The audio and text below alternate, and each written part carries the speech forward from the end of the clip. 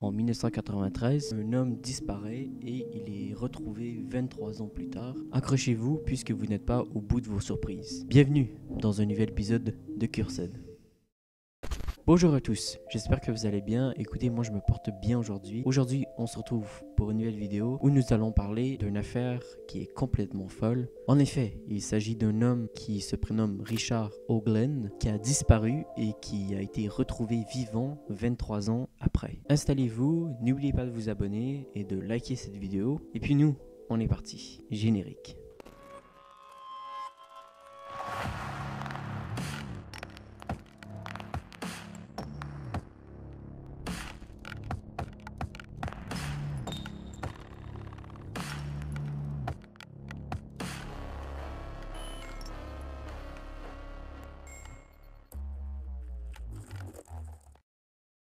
Notre histoire prend place en Indiana. Richard travaillait pour une compagnie d'assurance et il était marié à une femme nommée Linda Eisler. Le couple se sont mariés en 1982. Ensemble, ils ont eu deux fils, Matthew, qui avait 9 ans à l'époque, et Douglas, qui avait 6 ans. Ils avaient une vie plutôt agréable, son travail payait très bien, suffisamment pour qu'ils puissent s'offrir une maison de 5 chambres dans l'Indianapolis. Il portait beaucoup de costumes de marque et la famille partait souvent en voyage dans des endroits exotiques. Sa femme, Linda, le décrit comme un homme très amusant. Il avait beaucoup d'énergie, il était même très positif dans la vie et tout semblait aller pour le mieux. La vie était belle pour Richard et sa famille, mais un événement viendra marquer la situation.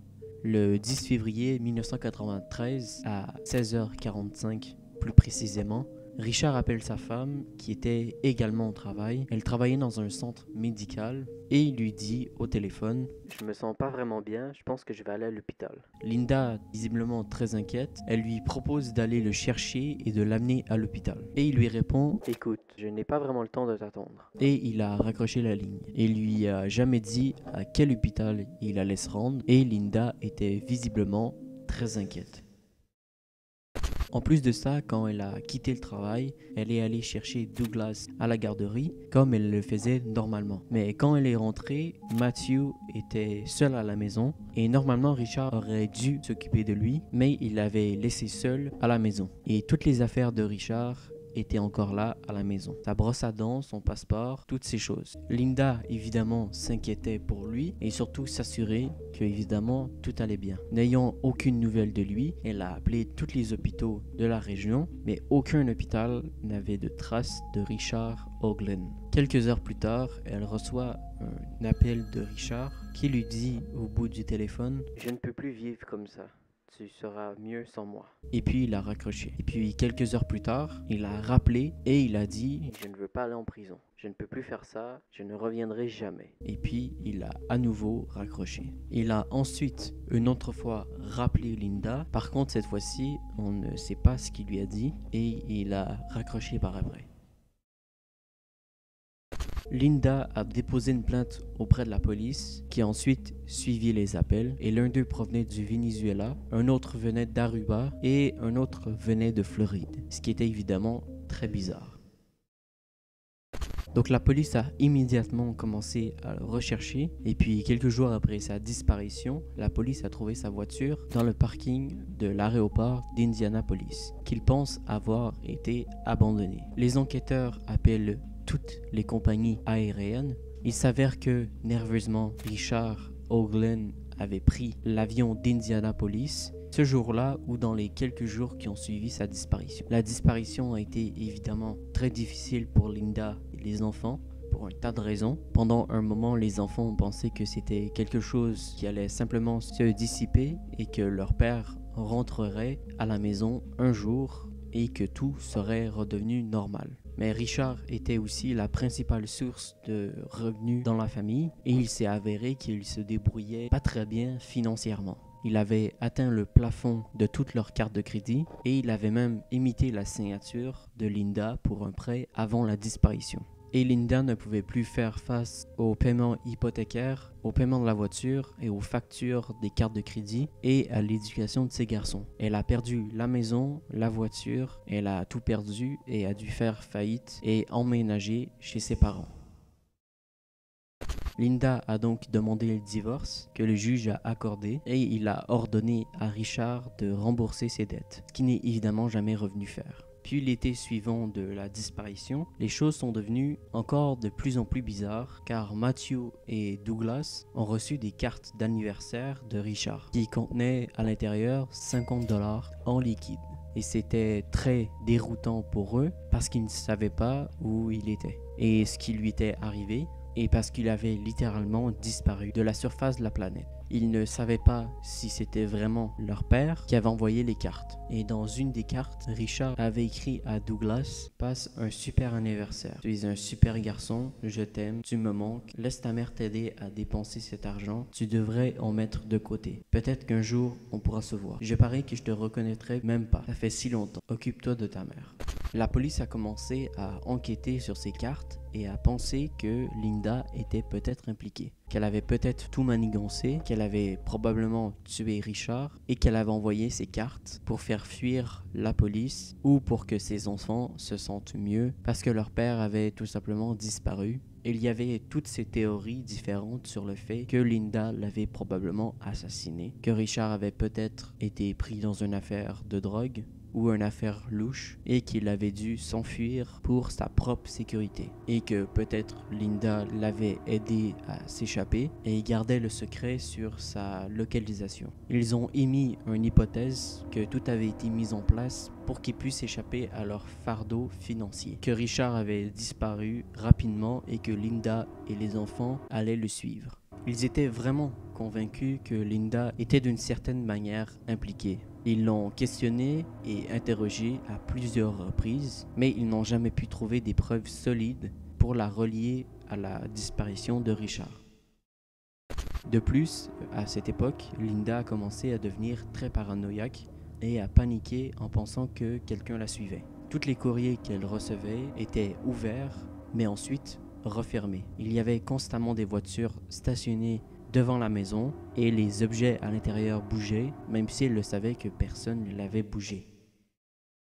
Et puis un jour, elle a trouvé un appareil d'enregistrement relié à la ligne téléphonique. Elle a commencé à paniquer. Elle pensait que Richard était peut-être impliqué dans des affaires louches avec des gens louches et que c'était probablement pour ça qu'il avait dû partir et disparaître. Et elle était évidemment très inquiète pour la sécurité de ses garçons. Alors elle a pris ses parents et ils sont allés vivre à Mako, une ville située dans l'Indiana. Elle a tout mis au nom de ses parents pour que personne puisse la retrouver et elle a même demandé à Matthew et à Douglas de prendre le bus scolaire chez un ami pour que personne puisse les suivre et découvrir où ils vivaient. She's our daughter. And I'm a parent. And I had to help her. Ils ont vécu comme ça pendant 6 mois jusqu'à ce qu'elles se disent « Ça suffit, ça fait probablement assez longtemps, on peut revenir en arrière et essayer de vivre une vie normale. » Mais ce n'était pas le cas. Elle a dit que pendant les années suivantes, elle se sentait paranoïaque. La police la surveillait toujours et elle se sentait coincée, comme si elle vivait sa vie dans la peur. Mais elle a travaillé très dur pour que sa vie redevienne normale malgré toute cette folie. Elle s'est finalement remariée. Douglas et Matthew ont grandi et vous savez, ils ont eu leurs propres problèmes dont nous allons parler dans une minute. Et puis en 2003, donc 10 ans après la disparition de Richard, il n'y avait aucune piste. Personne n'avait entendu parler de lui. Personne ne l'avait vu et il avait littéralement disparu de la surface de la planète. La police l'a donc déclaré mort, puisqu'aux États-Unis, il y a un règlement qui dit tant que ça fait pas 10 ans, vous êtes pas officiellement déclaré mort. Il faut que ça fasse 10 ans pour être déclaré officiellement mort. En 2016, Linda s'est installée dans sa nouvelle vie.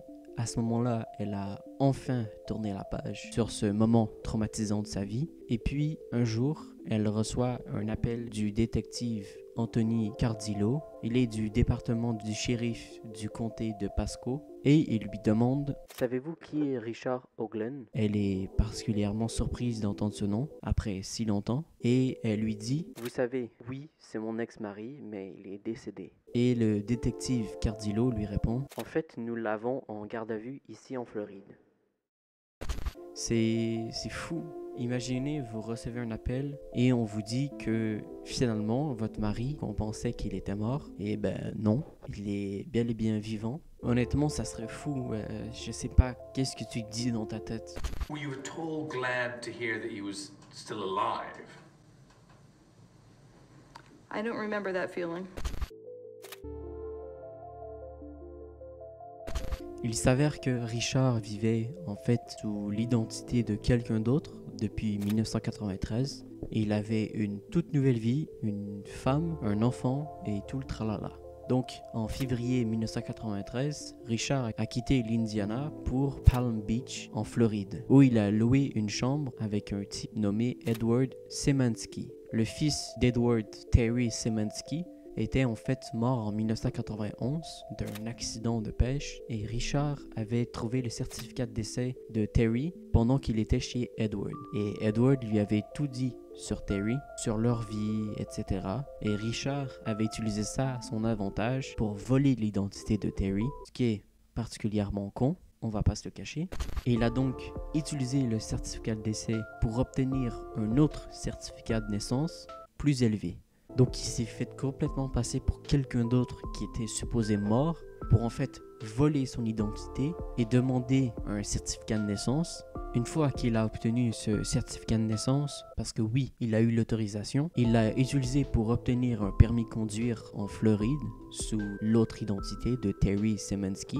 Et ensuite, il a passé les 20 années suivantes à vivre sous l'identité de Terry Szymanski. Il s'est marié à nouveau en 1995 et ils ont eu un fils ensemble. Il a acheté plusieurs propriétés en Floride. Il en a habité une et a loué les autres. Il a même obtenu une licence de pilote sous le nom de Terry Szymanski. Plus tard, Mary a dit qu'à chaque fois qu'elle évoquait le passé de Richard, qu'elle posait des questions sur sa famille ou autre, il trouvait toujours des moyens pratiques de l'éviter. Et elle n'avait aucune idée quel était le passé de son mari. Elle ne savait même pas que son nom n'était pas du tout Terry. Elle ignorait qu'il vivait sous l'identité de quelqu'un d'autre. Imaginez que vous découvriez que le type avec qui vous êtes marié pendant tout ce temps et avec qui vous avez eu un enfant est en fait un gros imposteur et qu'il a vécu sous le nom d'une personne morte pendant tout ce temps. Imaginez découvrir ça de votre père en plus. Imaginez quelqu'un venait vous voir et vous disait « Ouais, en fait ton père n'est pas vraiment ton père. Eh bien c'est ton père, mais c'est pas celui que tu crois. » Ce qui s'est passé, c'est qu'après 20 ans de vie sous le nom de Terry Szymanski, le vrai neveu de Terry Szymanski a voulu en savoir plus sur sa famille en allant sur le site nctry.com. Il a commencé à faire des recherches sur ses proches. Il a vu que son oncle Terry s'était marié en 1995, 4 ans après sa mort, en 1991. Et évidemment, il s'est dit « Attends une minute, c'est pas possible. » Ce qu'on pourrait penser, c'est qu'ils ont contacté la police. Pas du tout. Pendant 2 ans, ils ont laissé cette histoire sans vraiment faire grand-chose, puisqu'ils avaient peur que celui qui avait volé l'identité de Terry leur fasse du mal. Mais en 2016, le neveu de Terry a décidé qu'il ne voulait plus se taire et il est allé voir la police et il a tout dit. En juillet de cette année-là, la police a arrêté Richard Hoagland et au début, il n'arrêtait pas de leur dire qu'il était Terry Szymanski et qu'il allait leur prouver qu'il était justement Terry. Et il a montré son permis de conduire et il a dit « Vous voyez, c'est moi, je suis Terry ». Mais ensuite, la police a sorti le certificat de décès de Terry et Richard, il a su qu'il était fini et il a tout avoué. Les enquêteurs avaient l'impression qu'il avait fui et qu'il s'était fait disparaître pour éviter sa situation financière. Ils ont aussi supposé qu'il était impliqué dans des affaires louches et que c'était pour ça qu'il avait dû disparaître. Mais la raison est beaucoup moins fantastique. Richard ne voulait plus être avec sa famille, il ne voulait plus vivre avec eux, il voulait s'éloigner. Et au lieu de divorcer comme les personnes normales, il a fait semblant de mourir et a volé l'identité de quelqu'un d'autre. Mary, sa femme, évidemment, elle n'avait aucune idée que son nom était pas Terry. Elle a été complètement prise au dépourvu par toute cette histoire et a divorcé. Elle s'est battue pour avoir le droit de garder les propriétés et elle a pu en garder la plupart. Mais sa vie a été complètement bouleversée. Alors les enquêteurs ont voulu l'inculper pour son vol d'identité, défaut de remboursement de prêt et sa caution a été fixée à 25 000 $. Mais ensuite, après avoir réexaminé le dossier, ils ont réalisé qu'ils ne pouvaient pas en fait l'inculper d'aucune de ces choses en raison du délai de prescription. Mais finalement, en 2017, Richard a été accusé de vol d'identité aggravé et il a été condamné à 2 ans de prison. Et c'est tout. 2 ans de prison après toute la détresse qu'il a fait subir à sa femme et à ses 3 enfants finalement.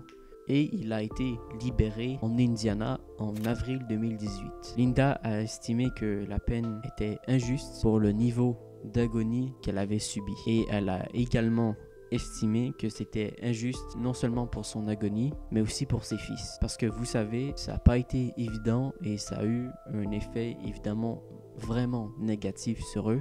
En particulier Douglas. Quand il était au secondaire, il s'est cassé la main et ils lui ont donné des médicaments contre la douleur. Mais malheureusement, il n'a jamais arrêté la consommation de médicaments.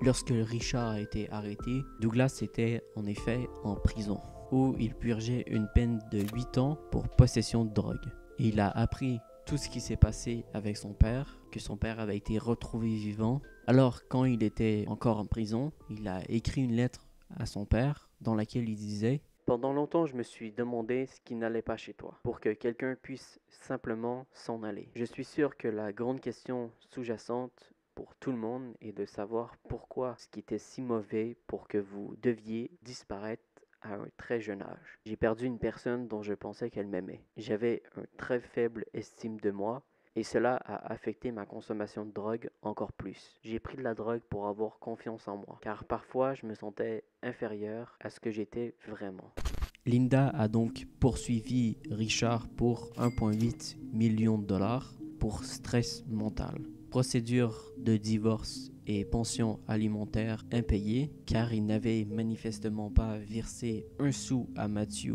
et à Douglas au cours des 20 dernières années. Et en juin 2018, un juge a décidé que Richard devait à Linda, Douglas et Matthew 86 millions de $. Mais les finances de Richard n'étant pas bonnes, et en plus il était en procédure de divorce avec Mary, et ses actifs étaient toutes gelées. Voilà, c'est ici que cette histoire se termine. J'espère que ça vous a plu. J'aimerais vraiment savoir ce que vous en pensez dans les commentaires. Nous, on va se laisser ici. Je vous souhaite d'excellentes fêtes de fin d'année. Nous, on va se retrouver en janvier. Merci infiniment pour cette année 2021 passée avec vous. Ça a été un plaisir. J'ai adoré. Bref, prenez soin de vous. À bientôt.